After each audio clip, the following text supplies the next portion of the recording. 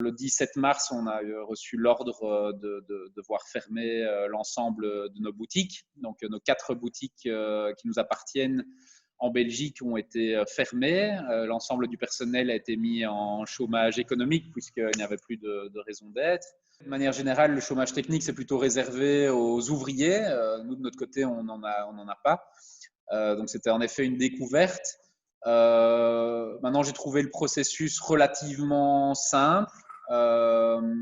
Si ce n'est qu'au début, on était un peu confus entre chômage économique et la reconnaissance d'être une entreprise en difficulté, puisque, bon, avec certitude, on savait qu'on allait avoir une baisse de chiffre d'affaires d'au moins 10% sur le premier trimestre de l'année. Et donc, en parallèle, on a écrit au ministre de l'Emploi pour être reconnu comme entreprise en difficulté. Finalement, cette étape-là n'a servi à rien puisque quelques jours après, on a reçu un courrier qui disait que cette reconnaissance-là était mise en stand-by et qu'ils élargissaient le chômage économique sans condition, je dirais, à l'ensemble des entreprises qui en avaient besoin.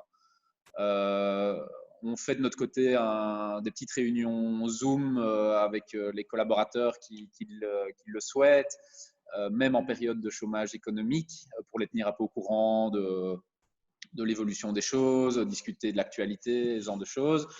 Et on sait de la part de nos collaborateurs qu'ils ont déjà pu percevoir la partie chômage économique de leur salaire du mois de mars. Donc, ça a l'air de fonctionner plutôt bien. 2020 devait être une très bonne année, d'après toutes nos prévisions, le carnet de commandes, etc.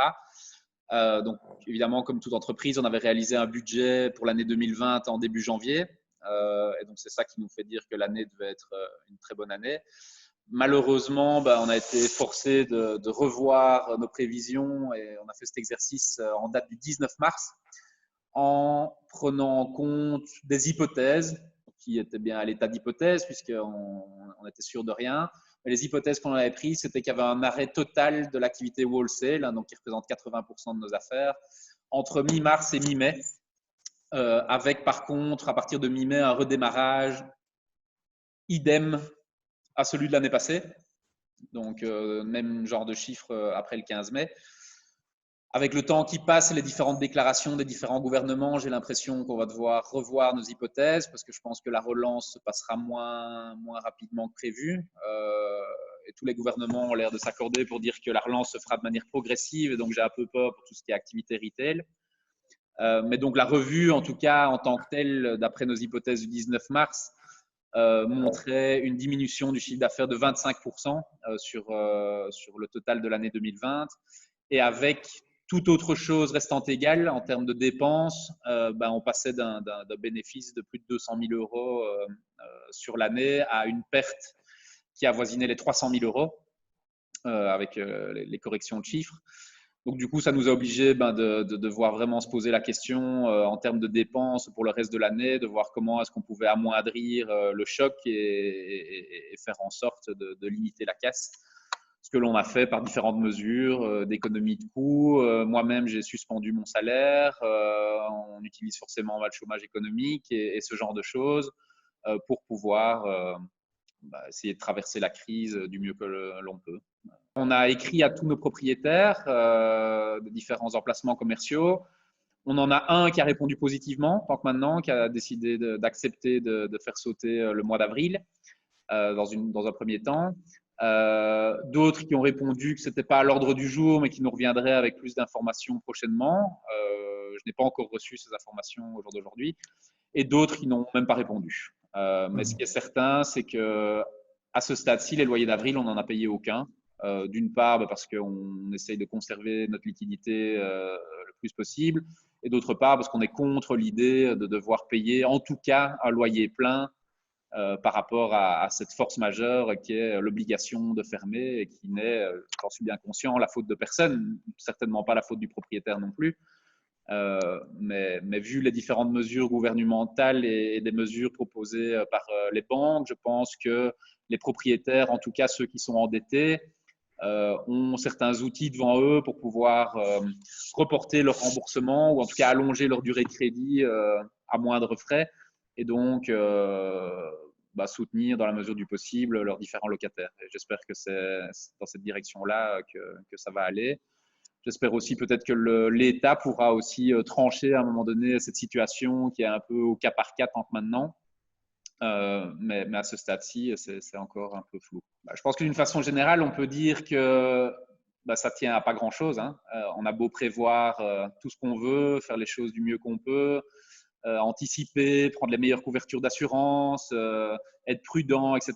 On voit que un simple événement déclencheur, imprévisible, finalement peut tout remettre en cause et peut rendre certaines entreprises très fragiles à ce genre de crise. Sinon, d'un autre côté, ce que je peux retenir, c'est qu'on a une équipe quand même très solidaire. On a vraiment la chance d'avoir des collaborateurs qui prennent très bien la chose, qui sont solidaires vis-à-vis de l'entreprise. On voit que pour ceux qui continuent à travailler, parce que tout le monde n'est pas en chômage économique, hein, par exemple les stylistes continuent à travailler sur les collections de l'été prochain, été 2021. Il n'est pas question de pouvoir leur dire de tout arrêter parce que je pense qu'après une crise, il y aura une reprise.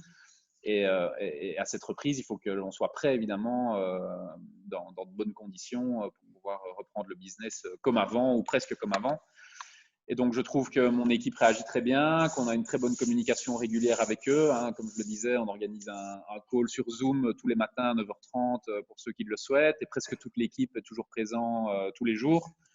Donc, il y a une grande solidarité. Je pense que ça confirme aussi pour le retail du prêt-à-porter que la saisonnabilité des collections est quelque chose de difficile. Hein. Ici, on est amputé de plus de 2 mois de vente.